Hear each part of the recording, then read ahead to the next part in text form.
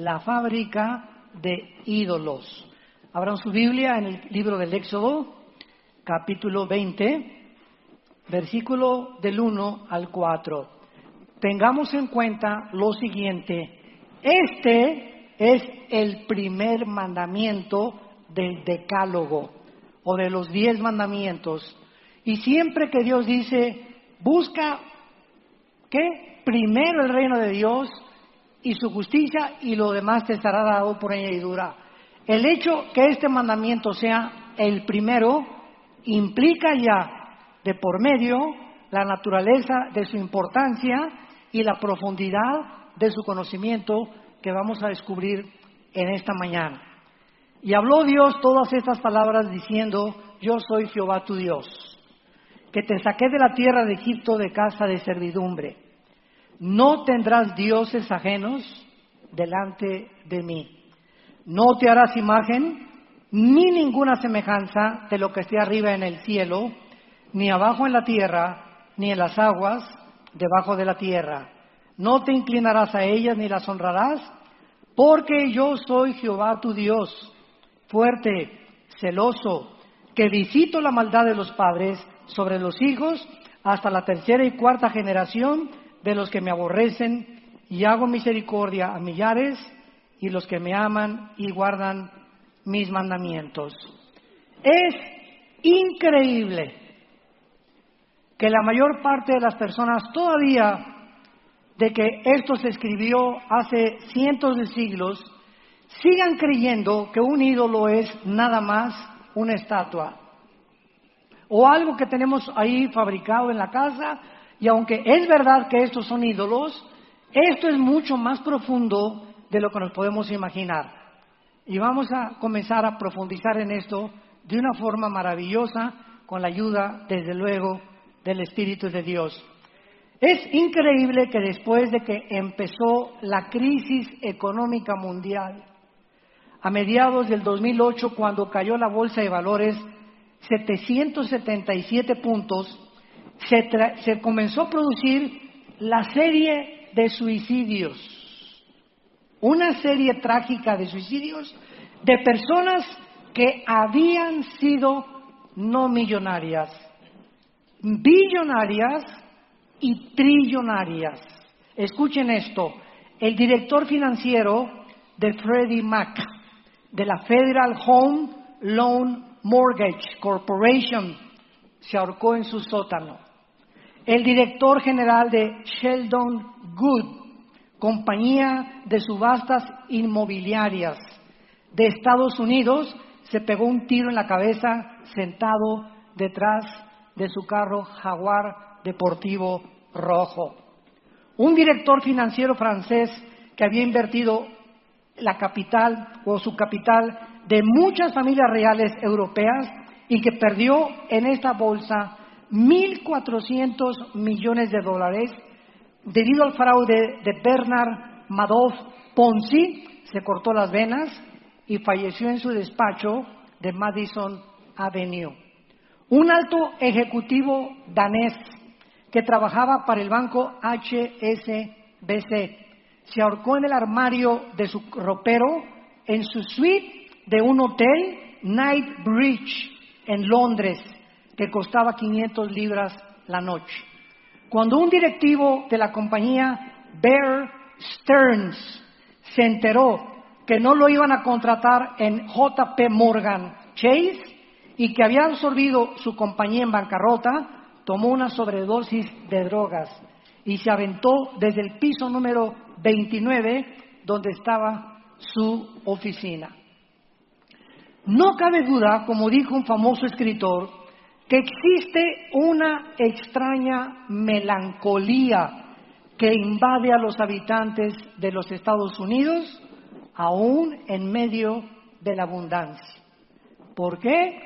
Porque continúan millones de seres humanos, no solamente en Estados Unidos, sino en el mundo entero, tratando de encontrar su propósito, su éxito. Si no llego a ser notario, si no llego a ser licenciado, si no triunfo en los deportes, si no soy la primera Miss Universo del mundo, si no alcanzo la cima entonces no tiene mi vida ningún propósito ni ningún significado. Ahora bien, existe una grandísima diferencia entre la tristeza y la desesperación. Por ejemplo, la tristeza es un dolor que existe, hay maneras de aliviarlo, como el consuelo familiar, o etcétera, etcétera. Pero la desesperación es inconsolable.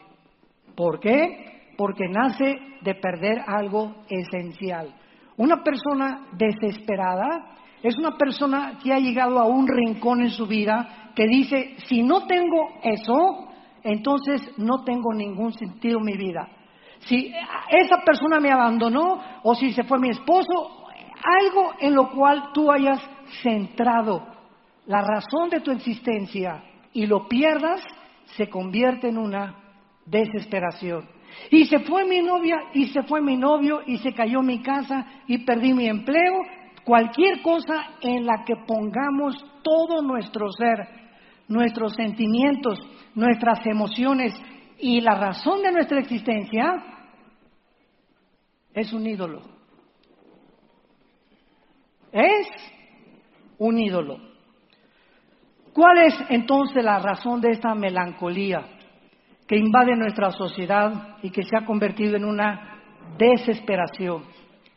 Para encontrar hombres ejecutivos, como les acabo de mencionar, que ¿quién pudiera negar cuando ellos llegaron a la cúspide? Millonarios, trillonarios, ejecutivos de compañías, de bancos, triunfaron en el área de la tecnología, de la ciencia, etcétera, etcétera. Cualquiera podría decir, pero esas personas, nadie puede ver el corazón más que Dios. Son personas que, si es cierto, llegaron a la cúspide del éxito. Sin embargo, ellos interiormente, en su corazón, eran las personas más miserables de esta vida, como lo vamos a ir desarrollando. Vemos pues que la mayoría de la gente, cuando se menciona la idolatría, siempre les trae a la mente un pueblo primitivo postrándose en diversas estatuas, tótems o monumentos. Y dentro de la cultura greco-romana tenían muchísimos dioses ante los cuales se postraban. En el capítulo 17 de los Hechos, cuando Pablo llega a Atenas, la cuna de la filosofía y del pensamiento intelectual de la época de oro de los griegos, que los romanos absorbieron el helenismo, vemos nosotros que el más famoso de ellos era un filósofo de los que comenzaban a discipular a los estoicos y a todos los que estaban buscando la razón, que cuando Pablo llega a Atenas ve un monumento inmenso de los filósofos que decía al Dios desconocido. Y entonces Pablo lo invitan porque estaban interesados en conocer, pues a ver tú qué piensas del mundo, cuál es tu punto de vista, cuál es tu perspectiva de la vida. Los filósofos se la pasaban todo el día tratando de buscar la razón del propósito de su existencia, si la verdad pura, si no era la verdad pura, si valía la pena vivir por eso. Y entonces Pablo les dice, en todo veo que son muy religiosos. Y vemos de qué forma estaban asociando la religiosidad de una estatua, de un Dios que desconocían, cuando venía un hombre llamado Pablo y les comenzaba a demostrar que esa estatua, cuyo Dios adoraban sin conocerle, era el Dios que él les iba a anunciar. Los griegos tenían a Afrodita, la diosa de la belleza, Ares, dios de la guerra, Artemisa, diosa de la fertilidad y de las riquezas, a Hefesto, dios de las artesanías, y a Poseidón, el dios del mar y de las tormentas.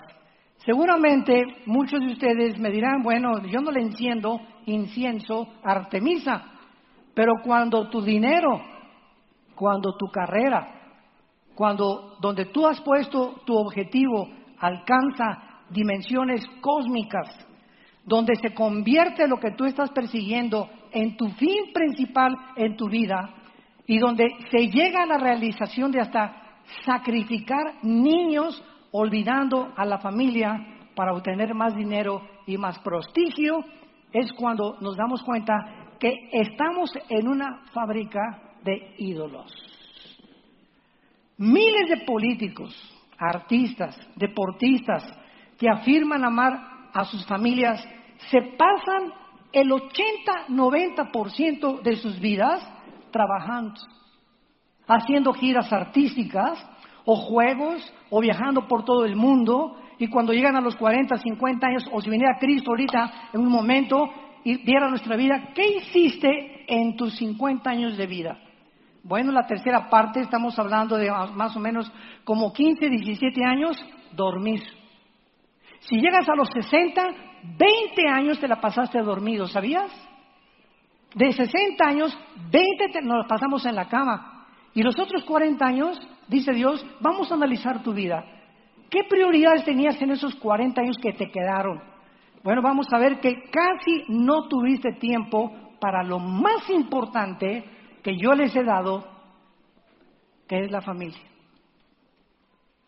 No tuviste tiempo para tus hijos, para tu esposa, ni para tus nietos. Te ibas el domingo y en tus vacaciones y te llevabas tu laptop y tu computadora. Ni siquiera dejabas de trabajar en tus vacaciones, porque hiciste de tu trabajo un ídolo. Volcaste todo en eso completamente y hiciste a un lado lo más importante que yo te quería dar. Veamos nosotros que esta gran catástrofe económica del 2008 dejó al descubierto lo que se denomina la cultura de la codicia. La Biblia menciona en Colosenses capítulo 3, versículo 5, que la codicia es idolatría. Dice Colosenses 3, 5, hagan morir lo terrenal en vosotros: fornicación, impureza, pasiones desordenadas, malos deseos y avaricia, que es idolatría. Todos estos grandes ejecutivos que les acabo de mencionar, que llegaron supuestamente a la cumbre, a la cúspide del éxito, de la belleza, del deporte o lo que ustedes quieran, eran idólatras. Eran personas que precisamente por no entender que lo más importante en la vida es que nuestra vida tiene que girar alrededor de un eje. No puede ser el trabajo, no puede ser mi hijo, no puede ser mi esposa, no puede ser mi carrera, no puede haber nada alrededor de lo cual mi vida gire si no es Dios. Cualquier otra cosa en la cual nosotros estemos poniendo como el eje central de nuestra vida es un ídolo. Y esta es la razón por la cual lo vamos a ver al final con la vida de Abraham, por lo cual Dios nos manda que no tengamos ningún otro pensamiento, lo que se llama imagen en el hebreo, ninguna otra imagen de negocios o de esto o del deporte o de aquello, nada en mi mente, ninguna imagen que pueda llegar a controlarme, donde yo me centre completamente, que no sea Él. Y muchos preguntaríamos, ¿verdad? En este momento, como yo me hice esa pregunta hace muchos años, bueno, ¿qué será Dios un ególatra? ¿Por qué solamente quiere que Él sea el único en el cual yo centre mi vida y gire mi vida? Soy médico, no hay ningún problema que seas médico, pero que tu carrera médica gire alrededor de Él. ¿Quieres ser artista? No hay ningún problema, pero que tu carrera gire alrededor de Él. ¿Quieres ser deportista y quieres llegar a formar parte de la selección mexicana? No hay ningún problema, pero que tu deporte no se convierta ni tu carrera en el centro donde gira tu vida, sino que sea Dios. No importa lo que hagamos en la vida, mientras Él sea el centro alrededor del cual todo está centrado. Si no es Él alrededor de lo cual mi vida está girando, voy a llegar algún día a la desesperación y te vas a quitar la vida. O vas a perder completamente de vista que hay cosas más importantes que lo que nosotros nos imaginábamos que podíamos tener. La mayor parte de las personas, repito, piensan que los ídolos son estatuas físicas o la estrella pop del momento. Sin embargo, la adoración interna de los ídolos es la que se rinde dentro de nuestras emociones y nuestros sentimientos. ¿Por qué? Porque incluso podemos convertir nuestra propia vida y nuestra carrera en un ídolo. Vean, por ejemplo, los ejemplos que les quiero mostrar. ¿Cuántos jugadores de diversos equipos de béisbol, de fútbol o tenistas, en un intento de jugar mejor que sus oponentes, llegan a comenzar a usar esteroides y drogas, porque quieren ser los mejores? Hubo una tenista que fue campeona mundial del tenis, Steffi Graf, y ella cuando ganó y llegó a los 45, 50 años de edad, comenzó a contarle a la gente que la rodeaba que era la persona más miserable del mundo. Y le preguntaban, oye, pero tú fuiste campeona de tenis, entro a tu casa y tienes 15 trofeos de la mejor tenista del mundo, y además tienes millones de dólares. Y ella contestó y dijo, sí, pero ya no puedo seguir jugando, era mi adrenalina, era lo que me daba propósito para vivir. Ahora soy la persona más miserable y más vacía de la vida, porque ella convirtió el tenis en su ídolo, en el centro donde giraba su vida. Y cuando ya no pudo jugar tenis, cuando un futbolista de soccer o de beisbolista llegan a los 30, 35, 40 años de edad, o cuando un torero llega a una edad en la que ya no puede seguir toreando, o cuando un político ya llegó a la presidencia, ya alcanzó la presidencia y acaba a los 50, 55, 60 años su carrera y se da cuenta que después de eso, ¿qué? ¿Ahora qué persigues? Ya tuviste todo. Es que me siento mal porque quiero seguir siendo político, quiero seguir figurando. Y fue lo que dijo también la famosa cantante Madonna cuando la entrevistaron en Nueva York. Madonna dijo lo siguiente: es que para mí, cuando yo entro a un espectáculo, necesito la adrenalina del aplauso y de que yo me sienta como una diosa. Y siempre que regreso a mi camerino en la noche de mi hotel o al cuarto de mi hotel, soy la persona más miserable del mundo, porque me he dado cuenta que no puedo vivir sin el aplauso y la adoración de mis fans. ¿Y ahora ella a qué le tiene miedo? Le preguntó la persona que estaba entrevistándola. Y ella contestó, bueno, tengo 55 años de edad. Ella tiene 55 años de edad actualmente. ¿Qué va a hacer cuando llegues a los 60? Y ya no tengas a tus fans. Llegan a la desesperación y se suicidan. O como Michael Jackson, Elvis Presley y cantidad de artistas o deportistas comienzan a huir de la realidad, uniéndose en el mundo oscuro de las drogas. Porque solo las drogas los mantienen alejados de la realidad, y en las drogas ellos encuentran un escape, porque la realidad es demasiado cruel para sus vidas, no la pueden enfrentar porque eso no es el destino que ellos buscaban. ¿Me van siguiendo? Más les vale. Lo mismo sucede con los concursos de belleza. Mujeres, en el final del concurso internacional de Miss Universo, se descubrió que el 70% de las muchachas concursantes en el concurso de Miss Universo, el 70% estaban operadas con cirugía plástica. Muchachas de menos de 25 años de edad. ¿Sabes lo que le pasa? Como dijo un gran cirujano plástico en Miami, ¿sabes lo que le pasa a una mujer que se opera antes de los 40 años? ¿O a un hombre que se opera también antes de los 40 o 55 años de edad?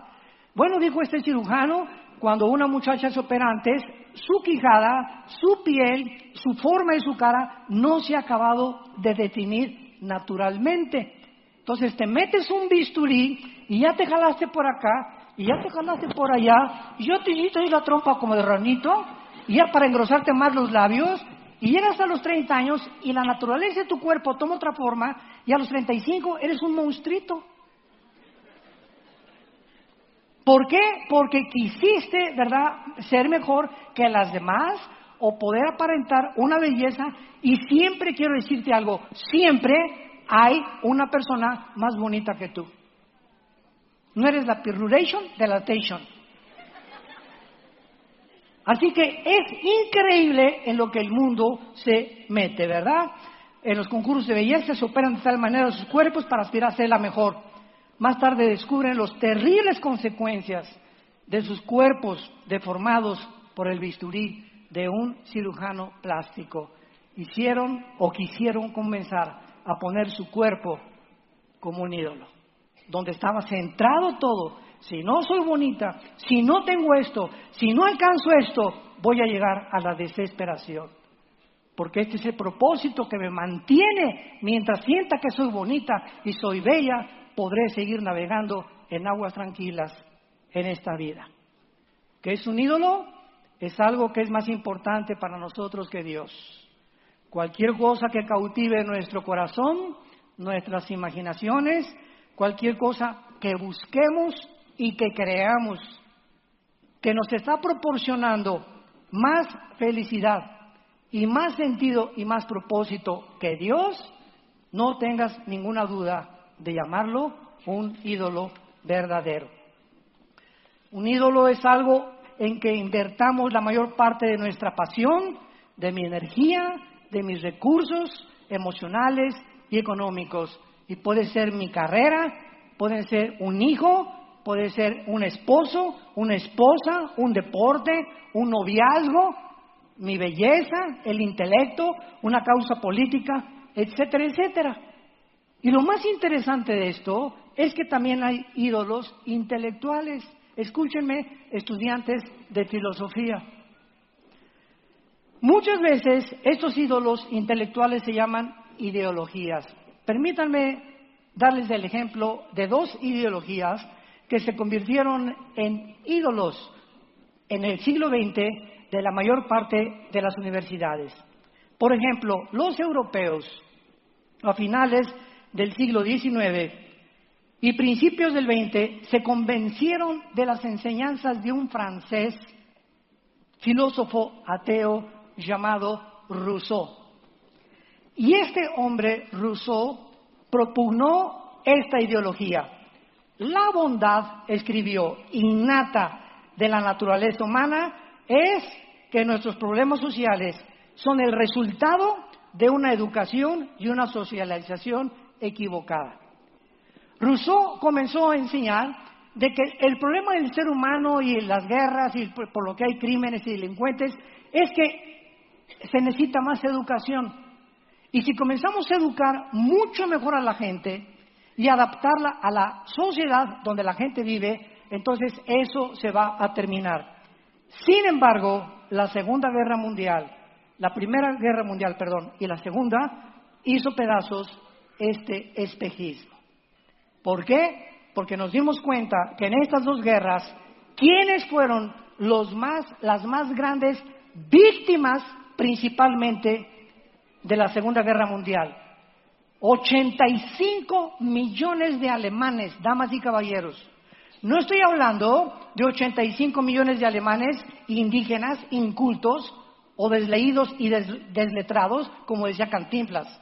Estoy hablando de 85 millones de alemanes licenciados, abogados, astrofísicos, cultos, médicos, que creyeron la mentira de Hitler y de los nazis, de que iba a ser la mejor nación del mundo y que iban a mejorar las cosas y que su sentido de orgullo, que había sido aplastado en la Primera Guerra Mundial, iba otra vez a resucitar. Y ellos al final de la guerra se dieron cuenta y dijeron: ¿a quién hicimos un ídolo? A una ideología llamada el nazismo. Más de 7, 8 millones de seres humanos asesinados en aras de un loco psicópata en busca de una raza superior. Y hicieron un ídolo completamente de la ideología de los nazis. Y así pasó con Mao, con el comunismo, y así pasó con Mussolini, con el fascismo. Ideologías que comenzaron a adorarlas y creyendo que eran dioses el nazismo. El nazismo va a ser la respuesta al mundo, el comunismo va a ser la respuesta al mundo, no es el fascismo. Y estas ideologías acabaron completamente con millones de seres humanos. Ideologías de ídolos que comenzaron a fabricarse los filósofos. Y ahora, ¿cuál es el más grande ídolo del siglo XXI que venimos arrastrando desde el siglo XX? El ídolo del darwinianismo. La postulación que hizo Carlos Darwin, que venimos de los animales. se ha convertido en uno de los ídolos más grandes de nuestra cultura. Mi esposa y yo estuvimos en Londres, en el Museo Nacional de Historia, y al entrar al Museo Nacional de Historia de Londres, en el primer piso, todo el primer piso está dedicado a la evolución. Y desde que entras al Museo Nacional de Historia de Londres, encuentras, hace 5 billones de años se pone una calavera, parecía la calavera de una rana. ¿Qué de un ser humano? Y pasaron 2 millones y otra calavera, y otra calavera, y otra calavera, y dicen que así fuimos evolucionando nosotros. Es increíble que en una nación tan civilizada como Londres, como Francia, como el Reino Unido, Alemania, etcétera, etcétera, en las universidades, en Harvard, Princeton, Yale, Oxford, sigan enseñando que venimos de los animales. Se ha convertido el darwinianismo en un ídolo. Nadie quiere aceptar la verdad, que es una verdad anticientífica, que no se puede demostrar ni biológica, ni física, ni tampoco genéticamente. La misma ciencia contradice que vengamos de los animales. Desde que en 1954 el doctor Watson Crick descubrió la hélice del ADN, del ácido desoxirribonucleico. Pero es un ídolo en las universidades y se adora a la ideología darwiniana, como si realmente nosotros tenemos nuestra ascendencia en los animales. Como le dije a un maestro de la universidad, no se enojen ustedes cuando los estudiantes se vuelven como animales, porque ustedes les han enseñado a portarse como changos. Vemos nosotros esta tendencia a la idolatría en el deporte, en la política, en las ideas y en la filosofía. ¿Y cómo es posible, verdad, que muchas veces tú puedas preguntarte? Esa es una conclusión que yo he llegado. Una muchacha es bonita, tiene 18, 20, 25 años de edad. ¿Y cómo es posible que el deseo de su corazón pueda convertirse en el final de su propia destrucción? ¿Cómo es posible que muchas veces cuando queremos obtener, yo quería ser licenciado, notario o político o jugador, ¿cómo es posible que un buen deseo, porque al principio son buenos deseos, no hay nada de malo de poder aspirar a ser alguien mejor en la vida, ¿correcto? No hay nada de malo en eso.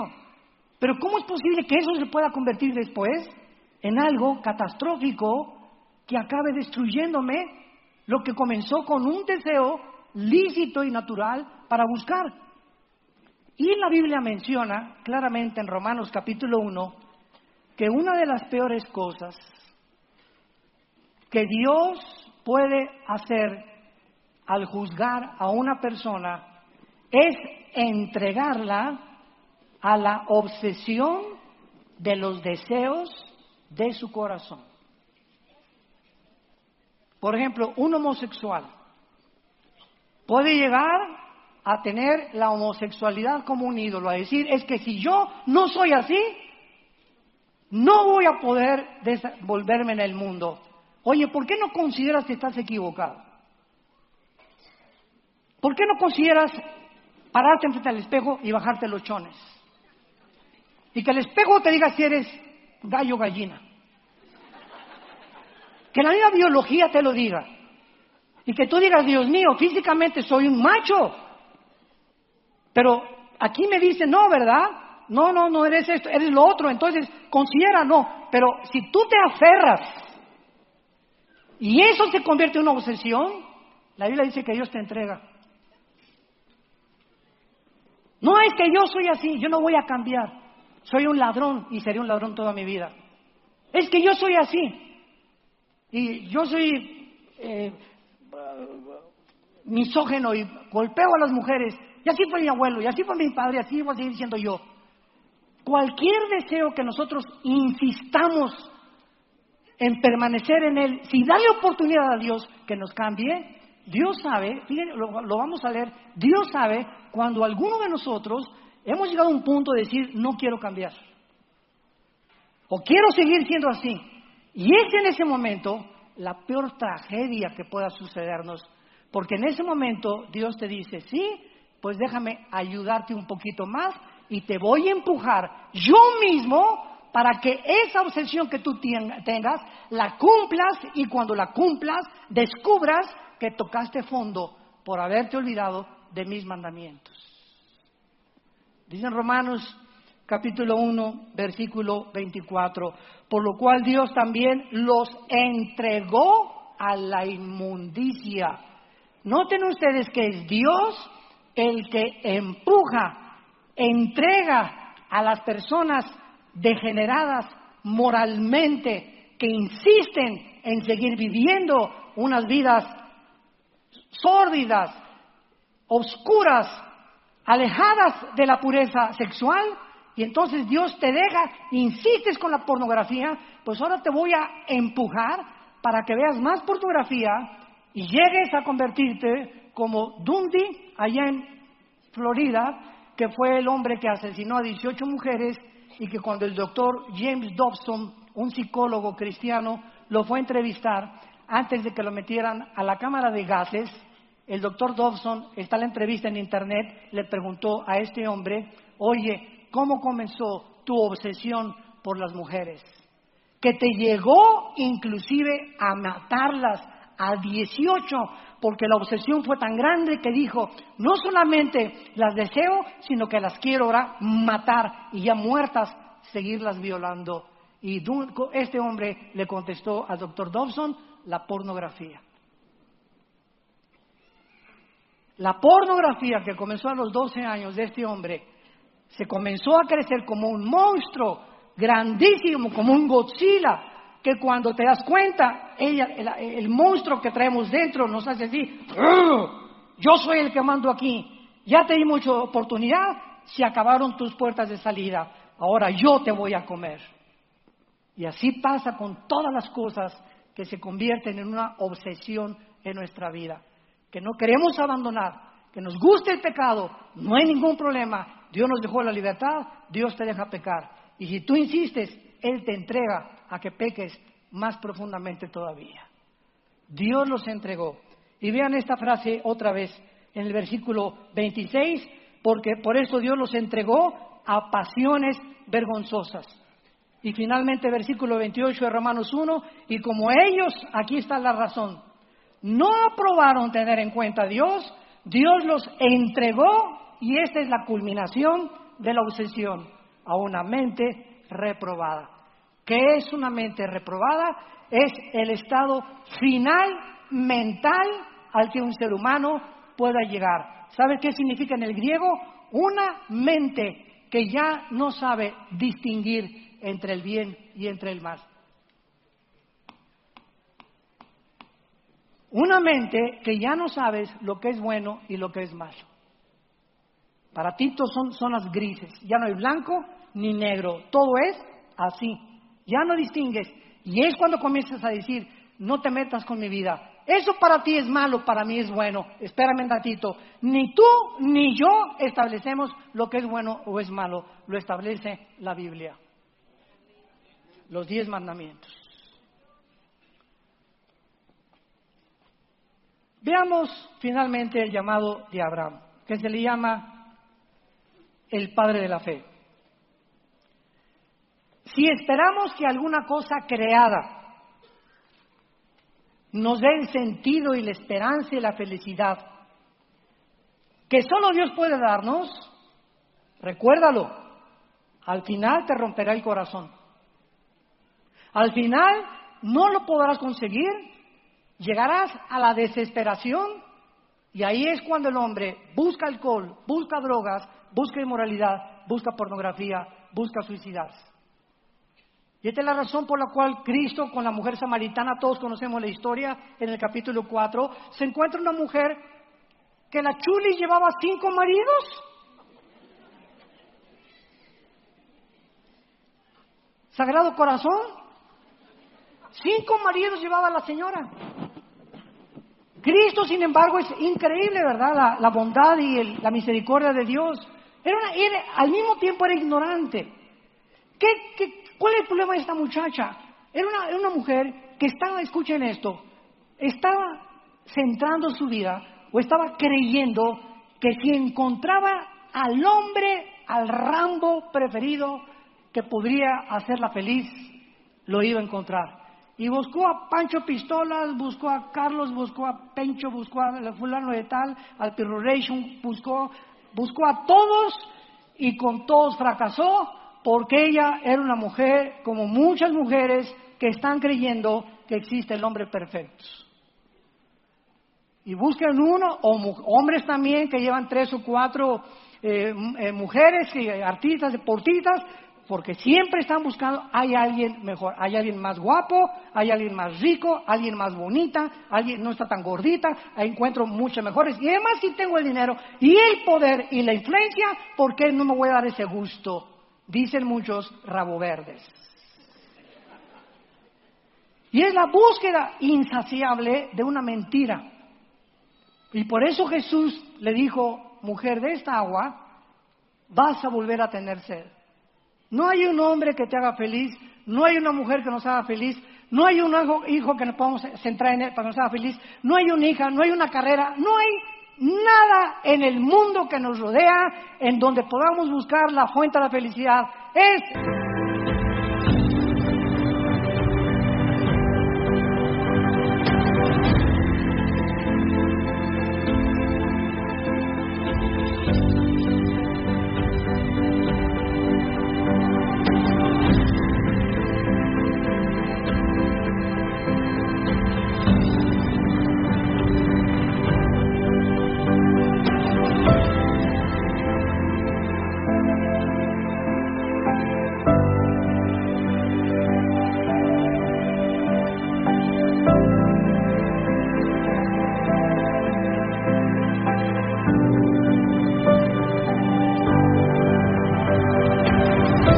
Dios. Él es la única razón de nuestra existencia, por el amor de Dios. En cualquier otra cosa que busquemos vamos a llegar a la desesperación, a la melancolía, a la vaciedad. Porque fuimos creados para Él. Como decía San Agustín, y fuera de ti, Señor, mi alma carece de propósito y sentido. Y aunque yo trate de encontrar y en canalizar y encaminarme en una carrera, en lo que sea, y no eres tú el centro donde gire todo, voy siempre a acabar autodestruyéndome. Abraham, un personaje central en la Biblia, tenemos su caso con Isaac. Esto es preciosísimo y creo que es el caso más profundo. Ustedes no se imaginan cómo me ha conmovido la historia de Abraham viéndola con este lente que la vamos a ver a continuación. Dios llama a Abraham, Génesis 12, Abraham deja tu familia, etcétera, etcétera. Salió, dice Hebreos 11, 5 al 7, a un lugar donde él no conocía. Sin embargo, el hijo no venía. Imagínense ustedes estos años de Abraham de estar buscando al hijo. Comenzó la desesperación y no viene, y no viene, y no viene. Y entonces él dio un salto equivocado. Llega Sara y pues le dice, ¿verdad? Ahí está Agar, la sirvienta. Échate un clavado con ella. No se lo dijeron 2 veces. La Biblia nos retrata a sus personajes sin ocultar. La Biblia nunca eleva a ningún hombre así a una cosa como lo máximo. Siempre la Biblia se preocupa, el Espíritu Santo, de mencionar los pecados de Abraham, de David, de Moisés, de los más grandes hombres, para que sepamos que no somos perfectos, pero al mismo tiempo para que sepamos que con Dios podemos esas imperfecciones desarrollarlas y purificarlas. Bueno, pues ya nace, ¿verdad? Ismael, ya sabemos, de Agar, que es el padre de los árabes. Pasa el tiempo y finalmente ya nace Isaac. Y entonces Abraham comienza a desarrollar una relación padre-hijo con Isaac y encuentra, ¿verdad?, que Isaac era ese deseo, propósito, razón por lo cual él estuvo esperando tanto día y sin que Abraham se hubiera dado cuenta. Isaac estaba en el camino de convertirse en un ídolo para él. Porque comenzó a darle tanta devoción a ese hijo que durante tanto tiempo esperó, que comenzó a volcar completamente su vida, a centrarla en Isaac. Sin embargo, llega el momento en que Dios le dice, Génesis capítulo 22, dame eso que amas con todo tu corazón. Dámelo. Y en ese momento, Abraham, sabemos la historia, enalbarda a sus asnos, a sus burros, a lo que tuviera ahí, a sus sirvientes, le habla a Isaac, se encaminan hacia el monte, y cuando Abraham levanta el cuchillo para matar a su hijo, la voz que aparece en el cielo es, ahora veo que temes a Dios. Desde luego esto no se refiere a tener miedo, sino a entregarle de todo el corazón sus sentimientos y emociones a Dios. En otras palabras, la voz le decía, ahora sé que me amas más que cualquier otra cosa en este mundo. Sin embargo, esto no significa, síganme con mucho cuidado, esto no significa que Dios intentaba averiguar que Abraham le amaba, porque Él conoce las intenciones del corazón. Más bien, Dios estaba atravesando a Abraham en esta prueba de modo que Él pudiera purificar la idolatría de su corazón. Dios sabía que si no intervenía a tiempo en la vida de Abraham, Isaac iba a acabar convirtiéndose en un ídolo en su vida. Y él tenía que pasar la prueba más grande, la purificación de la idolatría. Ese era el propósito, no quería el que matara a Isaac. Simplemente evitar, por el amor tan grande que Dios le tenía a Abraham, de que se convirtiera él en un ídolo, su propio hijo de él. ¿Por qué? Vean ustedes qué cosa más tremenda. Si Dios no hubiera intervenido y no le hubiera pedido a Isaac que sacrificara a su hijo, Abraham habría acabado consintiendo a Isaac más que cualquier otra cosa. Y cuando una persona consiente a alguien o a un hijo demasiado, entonces se muestra furioso, cruel y tal vez violento cuando el hijo decepciona. ¿No es verdad? ¿Por qué? Porque los ídolos esclavizan. Los ídolos esclavizan. El amor y éxito de Isaac se hubiera convertido en la única meta y alegría de Abraham.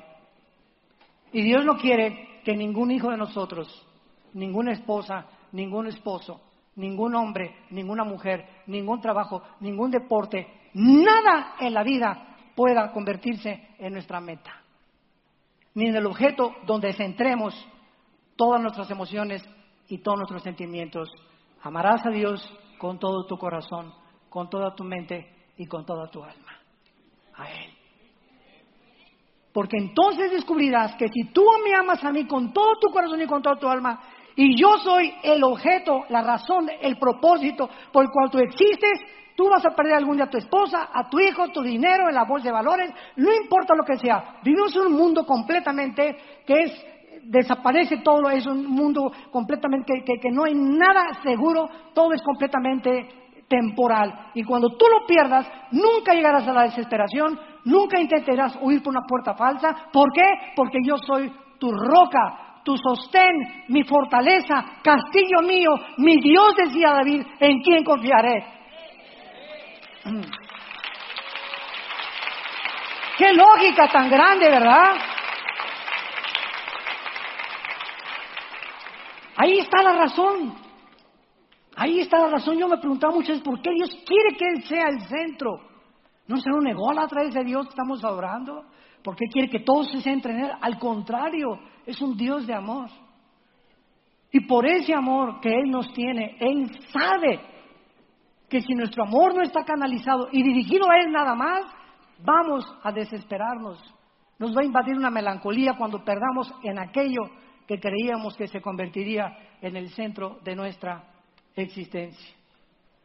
Ahora es increíble que después, cuando comenzó Abraham a acercarse a Isaac y a Isaac tirado ahí en el altar para ser sacrificado, la enorme diferencia fue cuando Cristo, 2000 años después, en el mismo monte Moriah, donde Abraham iba a sacrificar a su hijo, en el mismo monte, 2000 años después, Jesús gritó: Dios mío, ¿por qué me has desamparado? Y ahí no hubo una voz que le contestara y que muriera por nosotros.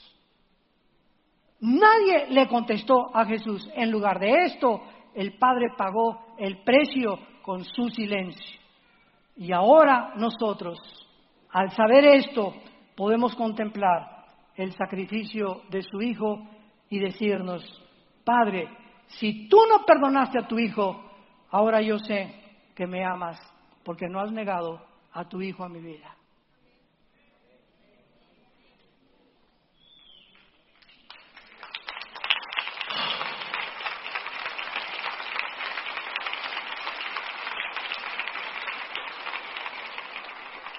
Dos 2000 años antes, ahora veo que temes a Dios por cuando estuviste dispuesto a sacrificar a tu Hijo. 2000 años después, ahora vemos cuánto Él nos ama a nosotros, que estuvo dispuesto a sacrificar a su Hijo. Dice en Romanos 8, al que no escatimó a su Hijo, sino que lo entregó por todos nosotros, ¿cómo no nos dará todas las cosas si nosotros se las pedimos? La mayoría de tus frustraciones y las mías desilusiones que experimentamos en la vida están relacionadas con nuestros Isaacs, con nuestros ídolos falsos en quien estamos tratando de encontrar la razón y el propósito de nuestra vida, de nuestra felicidad, de nuestro sentido y de nuestra razón para poder vivir. Veo que me llamas, es lo que podemos decir, oh Dios, como dijo Abraham, a vivir mi vida sin algo que yo pensaba de lo que podía prescindir. Pero si te tengo a ti y poseo la única riqueza, salud y amor, honor y seguridad que realmente necesito, nunca te perderé.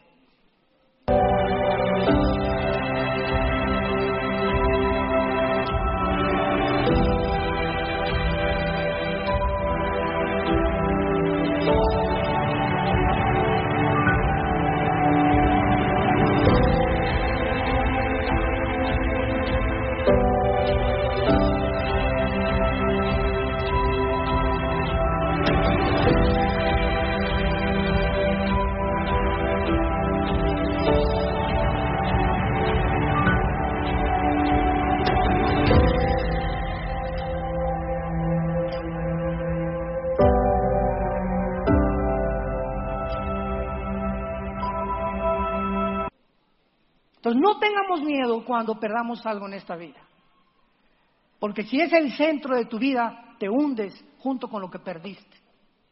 Recuerdo hace muchos años, aquí en Satélite, estaba dando un estudio bíblico en una casa de una señora muy rica, y recuerdo que cuando yo iba entrando al estudio, tenía un jarrón chino, como de ese tamaño, que le había costado, en aquel tiempo me dijo que como $25,000.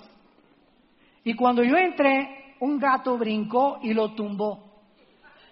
¿Saben ustedes que después de que la señora vio que se cayó el jarrón chino, vino la ambulancia por ella? Le tuvieron que proporcionar oxígeno. Le dieron 2 ataques al corazón en menos de una semana, porque ella no podía creer que había el gato destruido su jarrón chino. Es increíble que esta señora tuviera tanta obsesión y tanto apego a un objeto común y corriente que estaba dispuesta a perder su salud por él. Increíble.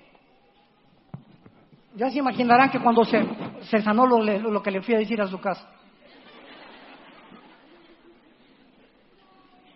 Ella ya no existe, ella murió hace algunos años, pero recuerdo, ¿verdad?, que cuando la fuimos a visitar al hospital, le decía a su casa, fue lo que le dije: usted, señora, había hecho de un jarrón un ídolo en su corazón. Y cuando ese ídolo desapareció, me dijo, ¿pero por qué un ídolo? Porque demostró que cuando usted lo perdió, estaba dispuesta usted o a punto de perder su propia vida por él. Le causó tanto dolor que estuvo a punto de perder su vida por algo que había perdido. Toda esta lista de hombres millonarios que les mencioné tenían tanto puesto su vida y centrado sus vidas en el dinero, que cuando perdieron todo por lo cual habían vivido y trabajado y entregado, desapareció, su vida no tenía propósito ni sentido para seguir viviendo. Gracias a Dios que Pablo dijo, ¿verdad? Filipenses 4, porque estoy acostumbrado a vivir sin tener nada y tener en abundancia. Dios quiere que nosotros sepamos que sí, con dinero o sin dinero, no es el dinero ni lo que tenemos el centro por lo cual estamos contentos y felices. Y cuando nos da dinero, que no pongamos todo nuestro corazón en ese dinero. Porque Dios les hace como polilla, como lo hizo con estos millonarios, lo más apreciado del ser humano. Aprendamos a que sin tener dinero y teniendo dinero, todo lo podemos en Cristo que nos fortalece. Él es nuestra roca, Él es nuestra sustancia, Él es nuestro Salvador. Te damos gracias, Señor. Te bendecimos, Jesús, porque tú has sido y serás únicamente el centro total de nuestra adoración.